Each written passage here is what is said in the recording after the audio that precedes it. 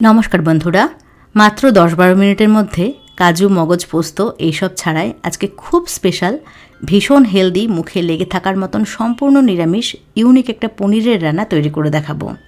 এটা খুবই সহজে খুব অল্প সময়ে তৈরি হয়ে যায়, তবে খেতে কিন্তু অসাধারণ হয়। রান্নাটা করব সরষের তেল দিয়ে। কড়াইতে 2 চামচ তেল গরম করে নিয়েছি। তেলের মধ্যে সামান্য পরিমাণে নুন মিশিয়ে নিচ্ছি। 150 গ্রাম পনির মাঝারি পিস করে কেটে নিয়েছিলাম। পনিরগুলোকে একটু হালকা লালচে করে ভেজে নিচ্ছি। খুব বেশি কড়া করে কিন্তু পনির ভাজার দরকার নেই, তাহলে শক্ত হয়ে যাবে। পনির ভাজতে গেলে অনেক সময় দেখা যায় ভেঙে যায় বা কড়াইয়ের নিচে আটকে ধরে, সেজন্য তেল খুব ভালো করে গরম করে নিয়ে তেলের মধ্যে সামান্য পরিমাণে নুন মিশিয়ে পনির ভাজলে পনির কিন্তু একটাও ভেঙে যাবে না আর খুব সহজেই ভাজা হবে। আর তেলের মধ্যে একটুখানি নুন মিশিয়ে নিলে নুনটা পনিরের মধ্যে খুব ভালো করে ঢুকে যায়। তো পনির ভাজা হয়ে গেছে বা তুলে রাখলাম। এবার একটা মশলা তৈরি করব। মশলার জন্য এখানে আমি নিয়েছি 2 চামচ সাদা তিল। তিলটাকে ভালো করে ধুয়ে মিক্সি জারে নিয়ে নিয়েছি। 1/2 ইঞ্চি আদা কেটে রেখেছিলাম, তো সেটাও দিয়ে দিলাম। তার সাথে দিয়ে দিচ্ছি একটা কাঁচা লঙ্কা আর 1 চামচ ফ্রেশ টক দই। টক দইটা যাতে ফ্রেশ হয়, মানে বেশি টক না হয়, সেদিকটা একটু লক্ষ্য রাখবেন। এবার এই সব কিছুকে সুন্দর করে বেটে নিয়েছি।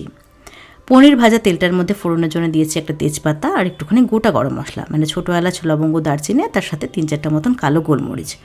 গরম মশলাগুলোকে একটু থেতো করে নিয়েছিলাম যাতে করে ফ্লেভারটা ভালো করে ছড়াতে পারে। তো ফোড়নটাকে কয়েক সেকেন্ড একটু নাড়াচাড়া করে নিয়ে বেটে রাখা মশলার পেস্টটা দিয়ে দিলাম আর মিক্সির জার ধুয়ে দিয়ে দিয়েছি এখানে 1/2 কাপ মতন জল। দিয়ে দিচ্ছি 1/2 চামচ জিরে গুঁড়ো। সব কিছুকে খুব ভালো করে একসাথে মিশিয়ে নিচ্ছি।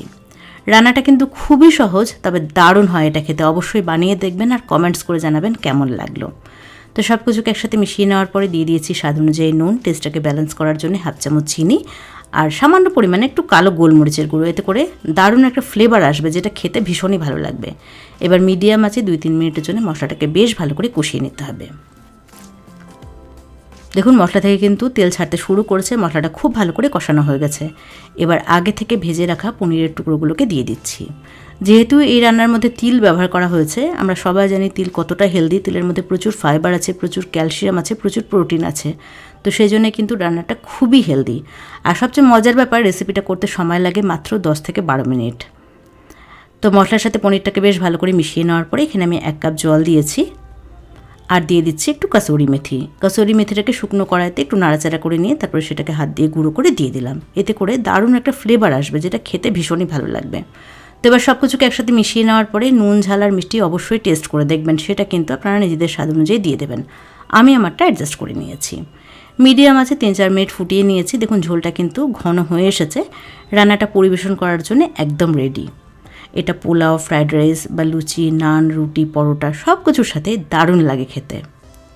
ব্যাস তৈরি হয়ে গেল দারুণ একটা রান্না, তিল পনির। তো কেমন লাগলো আজকের এই ঘরোয়া সহজ সাধারণ রেসিপি, সেটা অবশ্যই কমেন্টস করে জানাবেন। ভিডিও ভালো লাগলে একটা লাইক করবেন আর চ্যানেলটাকে সাবস্ক্রাইব করবেন।